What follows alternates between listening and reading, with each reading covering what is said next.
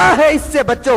یہ جماعت اسلامی والے اور یہ دنیا کے چور مفتیاں فتوا دے دیں گے کہ یہ ٹی وی کی کوئی حیثیت نہیں ہے۔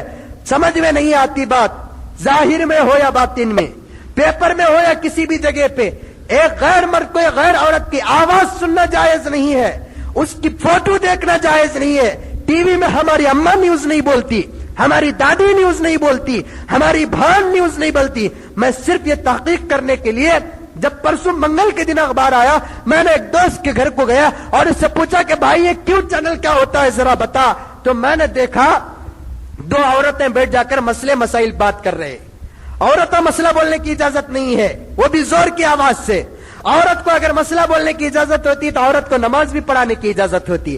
عورت کو کیوں نماز پڑھانے کی اجازت نہیں ہے؟ نماز پڑھانے کے بہانے اس کی آواز باہر آئے گی، عورت کی آواز آواز تو دور کی بات، پاؤں کی پٹی کی آواز بھی آنا جائز نہیں ہے۔ وَلَا يَضْرِبْنَ بِأَرْجُلِهِنَّ، قرآن مجید کے 18ویں پارے میں اللہ تبارک و تعالیٰ فرماتا ہے، اے پیغمبر آپ کے غلاموں کی بیویوں سے کہہ دو، آپ کی امتیوں سے کہہ دو، اس کے پاؤں کی پٹی کی آواز بھی باہر نہ آئے۔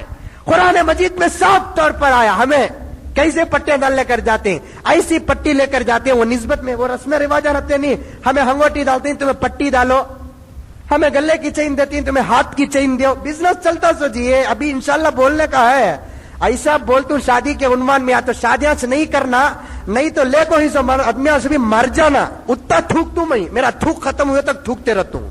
سمجھ میں آئی بات تے، تھوک ختم ہوئے تک تھوکتے رہتا ہوں، یا تو تم نہ شرم آنا نہیں تو منجے موت آنا، دونوں میں سے کاتبی ہونا۔ بولتے کہ نہیں بولتے، کیا چھوٹا دیکھتے رہے، نہیں تو انہیں نہیں تو میں بول کر بولتے نہیں۔ دنیا کے بارے میں جب یہ مقابلہ ہو تو کیا دین کے بارے میں مقابلہ نہیں کر سکتے؟ تو بزنس ہوتا ہے کیا؟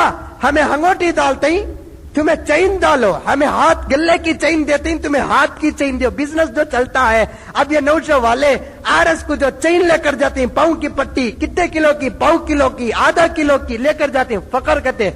وہ کیسی رہتی ہے چین نے؟ اللہ اکبر۔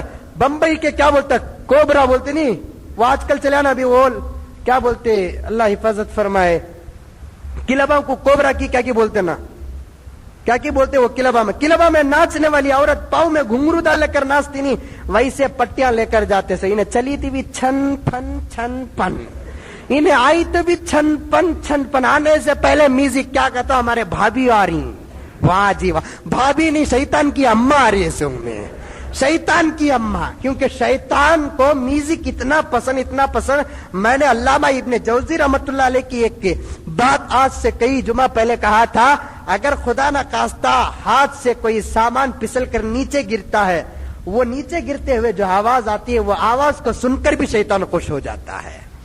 وہ آواز سنیا تو شیطان خوش ہوتا نا، ہمارے بھابھی کی پاؤں کی پٹی سے خوش نہیں ہوگا، لا حول ولا قوت الا باللہ۔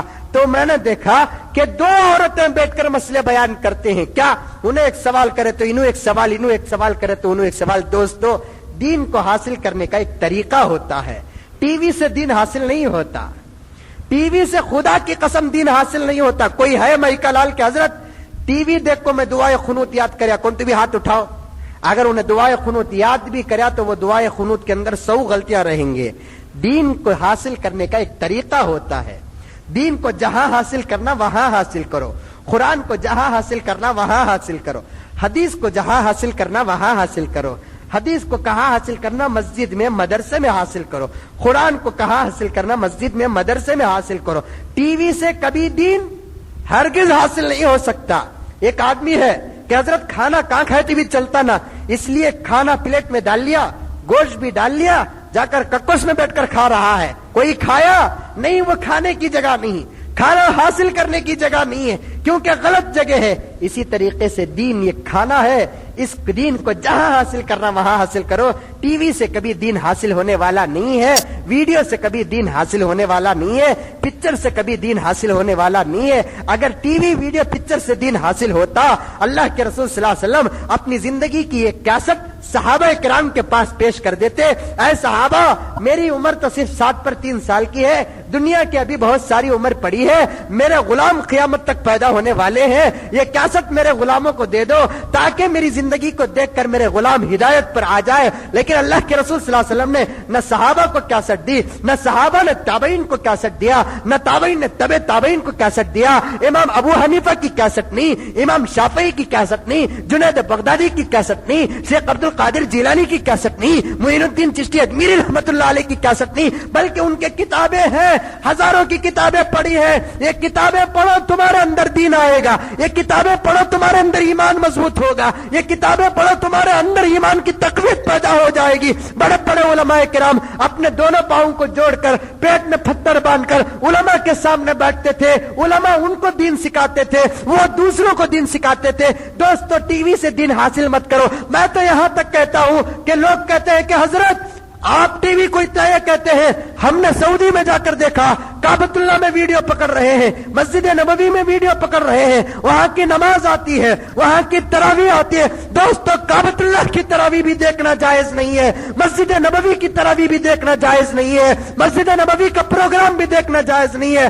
آج سعودی کے اندر بھی انگریز چھا گیا ہے، آج سعودی کے اندر بھی انگریز چھا گیا ہے۔ وہ ٹی وی کو اچھا سمجھ رہے ہیں تو سمجھنے دیجئے، ہمیں کعبۃ اللہ دلیل نہیں ہے، ہمیں مسجد نبوی دلیل نہیں ہے، ہمارے واسطے قرآن دلیل، ہمارے واسطے نبی کی زندگی اور حدیث دلیل ہے۔ قرآن میں جو آیا وہی عمل کریں گے، حدیث میں جو آیا وہی عمل کریں گے۔ اگر حدیث اور قرآن کے مخالفت میں مکے کے مسلمان بھی کوئی غلطی کرتے ہیں، وہ غلطی ہمارے لیے دلیل نہیں ہے۔ مدینے کہ مسلمان بھی کوئی غلطی کرتے ہیں، وہ غلطی ہمارے لیے دلیل نہیں ہے۔